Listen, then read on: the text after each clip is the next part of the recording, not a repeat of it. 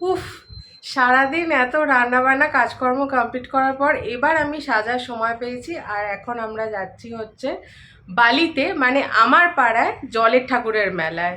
সরস্বতী পুজোর মেলা ভীষণ ফেমাস আমাদের বালিতে। জলের ঠাকুরের মেলা মানে মেকলের মেলাও বলতে পারো। আগের বছর যাওয়া হয়নি স্যান্ডির সময়ের অভাবের জন্য, তো এবছর ওই জন্য সরস্বতী পুজোর দিনই চলে যাচ্ছি। এদিক থেকে আমি আর ও যাচ্ছি, আর ওদিক থেকে যাচ্ছে আমার মা। আর আমি আজকে এই শাড়িটা পরেছি, ইয়েলো। আর এই যে স্যান্ডি এদিকে, কিরে?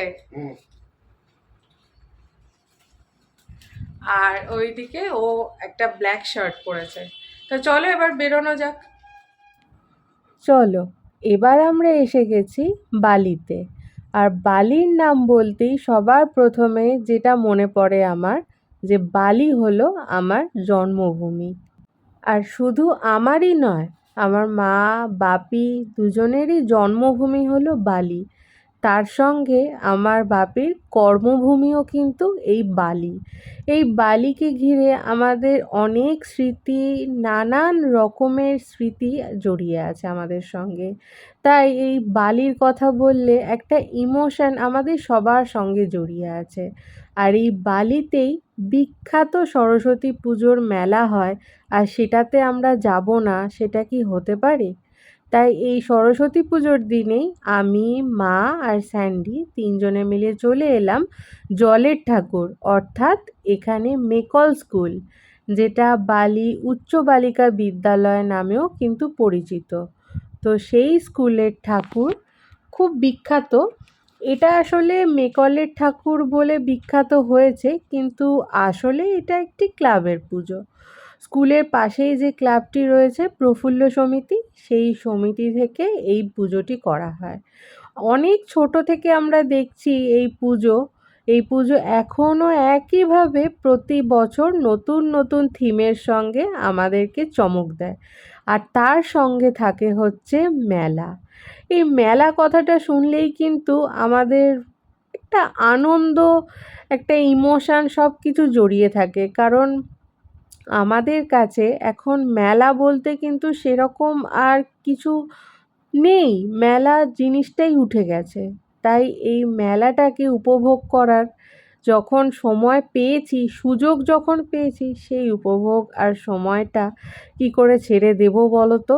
তাই আমরা সরস্বতী পুজোর দিনই তিনজনে চলে এলাম। এই বছর সরস্বতী পুজোয় জলের ঠাকুরের থিম ছিল বৃন্দাবনের প্রেম মন্দির। তাই সেই থিম অনুযায়ী এখানে এখন যা চলছে সেটা তো আমি তোমাদেরকে অরিজিনাল ভয়েসটা দিতে পারছি না, তার কারণ বুঝতেই পারছো যদি কপিরাইটের কোনো ব্যাপার চলে আসে। তাই এখানে আমি ভয়েসটা দিচ্ছি। খুব সুন্দরভাবে কিন্তু প্রেজেন্ট করেছে আমাদের সামনে, বুঝতে একটুও অসুবিধা হয়নি। আর শ্রীকৃষ্ণকে ভালোবাসে না এরকম বোধহয় কোনো মানুষজনই নেই। তাই দেখে বুঝতেই পারলে যখন আমরা লাইনে দাঁড়িয়েছিলাম খুবই ভিড় হয়েছে, আর আস্তে আস্তে আরও ভিড় হচ্ছে। তো আমরা একদম সামনাসামনি দাঁড়ানোর সুযোগ পেয়ে গিয়েছি। এটা একটি পুকুরের মধ্যে হয়। তো এই যে প্রেম মন্দির, আর নানা দিকে শ্রীকৃষ্ণের ছোটোবেলার আর কি নানা রকম এই যে অঙ্গভঙ্গি সমস্ত কিছু স্ট্রাকচার করা আছে, তো সেখানেই সব দেখাচ্ছে। যতটা পেরেছি তোমাদের সামনে এই যে যে এখন যে ফাংশানটা হচ্ছে সেটা সমস্তটাই তুলে ধরার চেষ্টা করছি।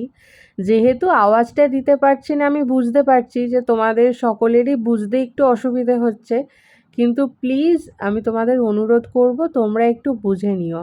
এই যে দেখো এখানে শ্রীকৃষ্ণের ছোটোবেলার মানে গোপাল, তো তার ছোটোবেলার এখানে যা যা দুষ্টুমি করতো সেগুলো সমস্ত কিছু এই দিকে আর কি দেখাচ্ছে, তার পাশেও দেখাচ্ছে। তো এরকমভাবেই আমরা এখন দেখছি। তো চলো এখন তোমরাও দেখতে থাকো।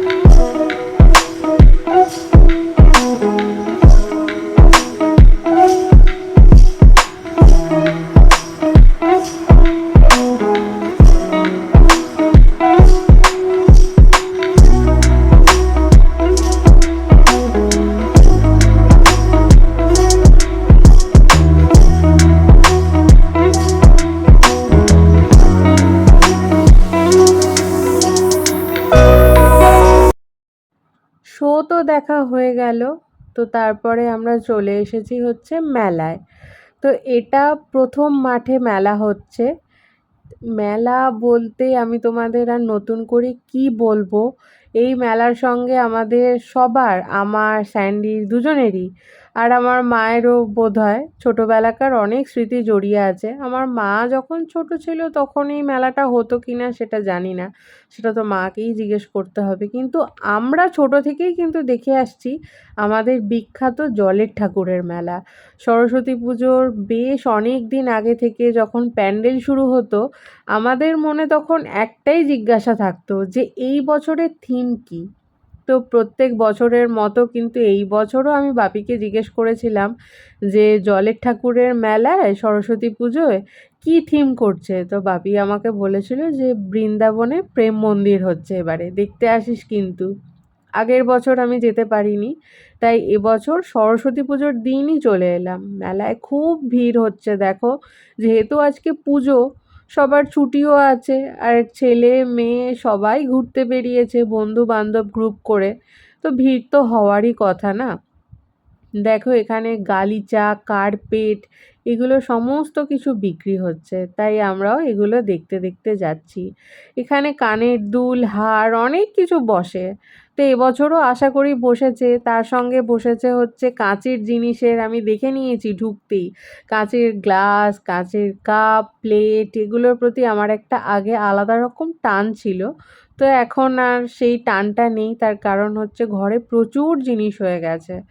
তো আমি দেখতে যেগুলো পাচ্ছি সব কিছুই তোমাদের সঙ্গে শেয়ার করছি। এত ভিড়, আমি জানি না কতটা তোমাদের সঙ্গে শেয়ার করতে পারবো, কিন্তু চেষ্টা করছি তোমাদের সঙ্গে সবটাই শেয়ার করার। চলো, মেলা ঘুরতে ঘুরতে মা সরস্বতী সম্পর্কে আমি যতটুকু জানি তোমাদেরও কিছুটা জানাই।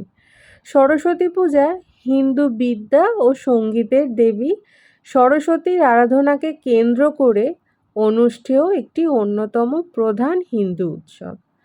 শাস্ত্রীয় বিধান অনুসারে মাঘ মাসের শুক্লা পঞ্চমী তিথিতে সরস্বতী পুজো আয়োজন করা হয়। তিথিটি শ্রী বসন্ত পঞ্চমী নামেও পরিচিত। উত্তর ভারত, পশ্চিমবঙ্গ, ওড়িশা, নেপাল ও বাংলাদেশে সরস্বতী পুজো উপলক্ষে বিশেষ উৎসাহ উদ্দীপনা পরিলক্ষিত হয়। শ্রী পঞ্চমীর দিন অতি প্রত্যুষে বিভিন্ন শিক্ষা প্রতিষ্ঠান, ছাত্রছাত্রীদের গৃহ ও সার্বজনীন পূজা মণ্ডপে দেবী সরস্বতীর পূজা করা হয়। ধর্মপ্রাণ হিন্দু পরিবারে এই দিন শিশুদের হাতেখড়িও হয়। পূজার দিন সন্ধ্যায় শিক্ষা প্রতিষ্ঠান ও সার্বজনীন পূজা মণ্ডপগুলিতে সাংস্কৃতিক অনুষ্ঠানও কিন্তু আয়োজিত করা হয়। পূজার পরের দিনটি শীতল ষষ্ঠী নামেও পরিচিত, যেই দিনটিকে আমরা অরন্ধন হিসেবেও জেনে থাকি।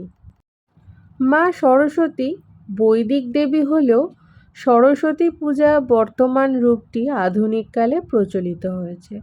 তবে প্রাচীনকালে তান্ত্রিক সাধকেরা সরস্বতী সদৃশ দেবী বাগেশ্বরীর পূজা করতেন বলে জানা যায়। ঊনবিংশ শতাব্দীতে পাঠশালায় প্রতি মাসের শুক্লা পঞ্চমী তিথিতে ধোয়া চৌকির ওপর তালপাতার তাড়ি ও দোয়াত কলম রেখে পূজা করার প্রথা ছিল। শ্রী পঞ্চমী তিথিতে ছাত্রেরা বাড়িতে বাংলা বা সংস্কৃত গ্রন্থ, স্লেট, দোয়াত ও কলমে সরস্বতী পূজা করত। গ্রামাঞ্চলে এই প্রথা বিংশ শতাব্দীতেও কিন্তু প্রচলিত ছিল। শহরে ধনাঢ্য ব্যক্তিরাই সরস্বতী প্রতিমা নির্মাণ করে পূজা করতেন।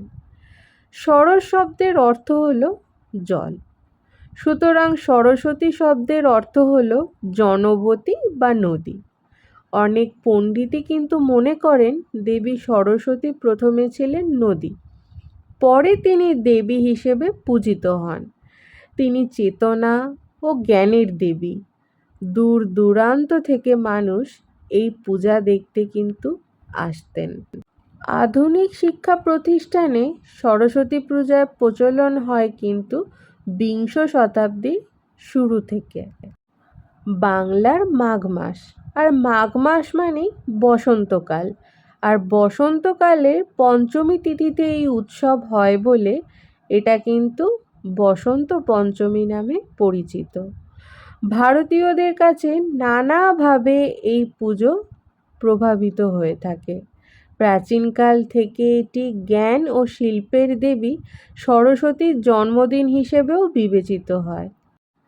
কবি হোক বা লেখক, গায়ক হোক বা যন্ত্রশিল্পী, নাট্যকার বা নৃত্যশিল্পী, প্রত্যেকেই কিন্তু তাদের যন্ত্রের আরাধনা এবং মা সরস্বতীর পুজো দিয়ে দিন শুরু করেন।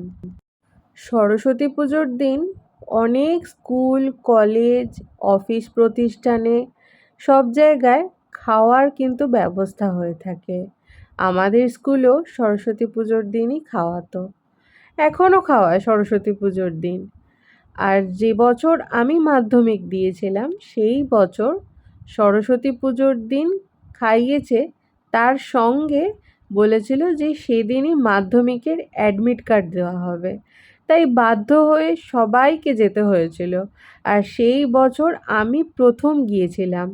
আমি সরস্বতী পুজোয় খাওয়ানোর দিন কোনো দিন যেতাম না খুব একটা। সরস্বতী পুজো দেখতে যেতাম স্কুলে, কিন্তু খাওয়ার জন্য আমি যেতাম না।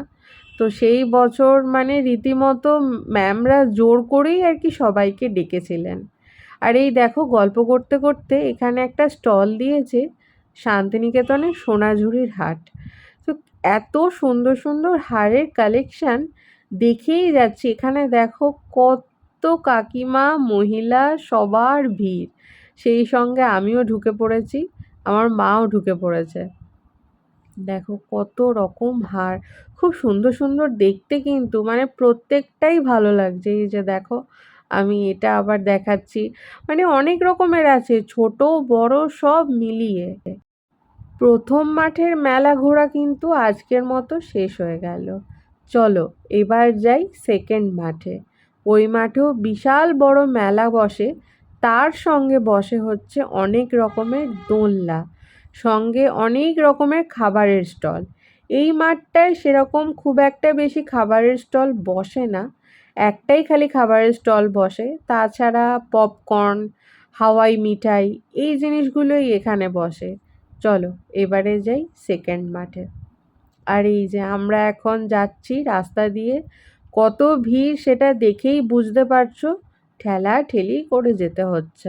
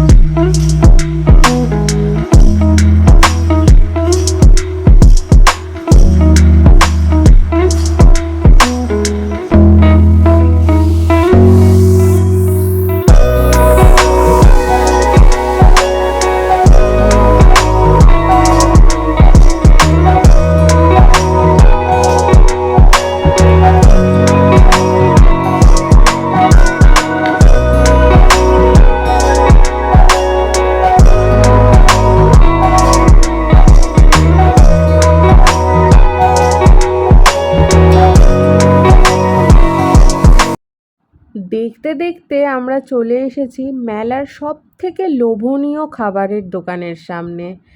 দেখো এখানে কত রকম খাবার, নিমকি, জিলিপি, গুড়কাঠি, গজা, সাদা গুড়কাঠি, অনেক রকমের আছে খাবার এখানে। বাদাম ভাজা, আরও এই ছোট ছোট বোধহয় রসবড়া এগুলো। আর তার সঙ্গে এখানে ভাজা হচ্ছে এই যে জিলিপি। দেখো কি সুন্দর এক নাগাড়ে জিলিপিটা ছাড়ছে। এই যে কত সুন্দর লাগছে।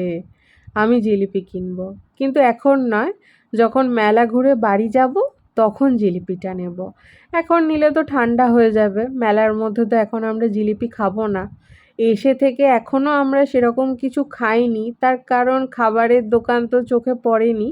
চোখে পড়েছে যখন খুব ভিড় রাস্তায় ছিলাম, ওখানে দু একটা দোকান আছে, কিন্তু আমরা খাবো হচ্ছে এই বড় মাঠটায় গিয়ে।